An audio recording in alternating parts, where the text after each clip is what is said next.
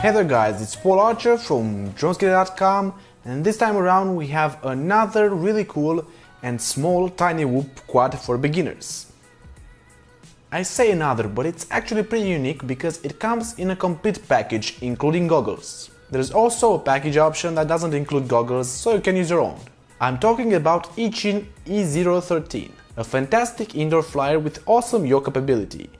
This actually gets me dizzy sometimes. It comes in a small box because I got a version without goggles. That of course has a manual with instructions, and this is the tiny red and awesome drone. That also comes with stickers with eyes on the side apparently. The battery is a 1S 200 mAh one that also comes with a standard USB charger. There's also a transmitter that looks pretty cool, which we'll cover in a moment, and a pair of spare props and a screwdriver. The package doubles as a very safe carrying case thanks to the soft foam inside, and it arrived in perfect condition from where I ordered it. I've put links in the description for that. Let's talk a bit about the camera this thing has. It's a 720p camera that sends 5.8 GHz to your goggles in real time, and I must say the image is quite good looking.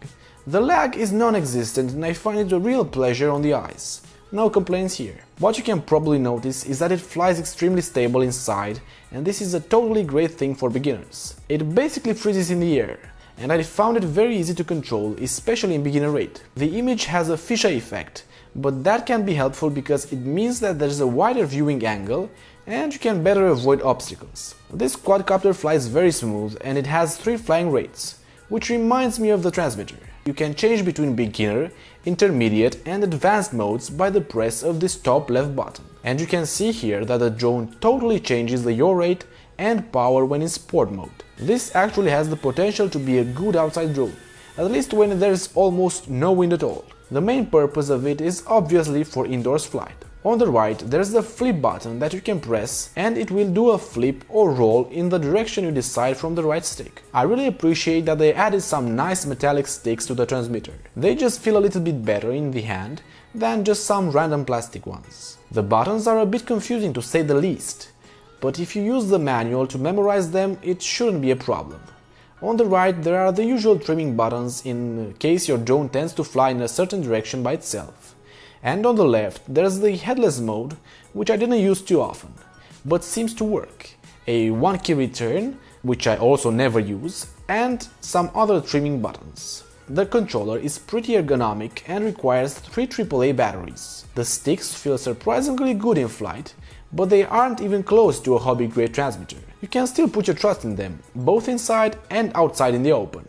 On top of the drone there is a tiny button for changing the camera channels and frequency, so you can actually play with 2 of these with a friend without interference. The packages you can get can come either with an included pair of goggles or without. If you're going to want to enter the FPV hobby, you might want to get something a little bit better when it comes to goggles. But they can get a little bit expensive, so I will link in the description my favorite pair of goggles that are also cheap and that have DVR, which means you can record in real time on a microSD card. The battery on this thing lasts for about 4 or 5 minutes, and I totally recommend you get a few spare ones that fit the bill. Personally, I can never fulfill my thirst of FPV with just 4 minutes of flight. Besides the confusing controller buttons and the inability to connect it to a different transmitter protocol, there's not many bad things I can say about it. If you're a beginner and want to experience FPV and get into the hobby, there's few other choices out there that make it such a good entry-level experience. And with a few batteries at hand, you should have the time of your life even when only flying indoors. Subscribing might not have been something you have thought of, but here's the thing. I usually post even better reviews than this one, mostly on beginner FPV quads, more advanced ones, and even some DJI camera drones. So if you're interested in getting in the hobby, you better push that notification button so you can always get me in that YouTube recommended feed. See ya later, alligator! See you later, alligator.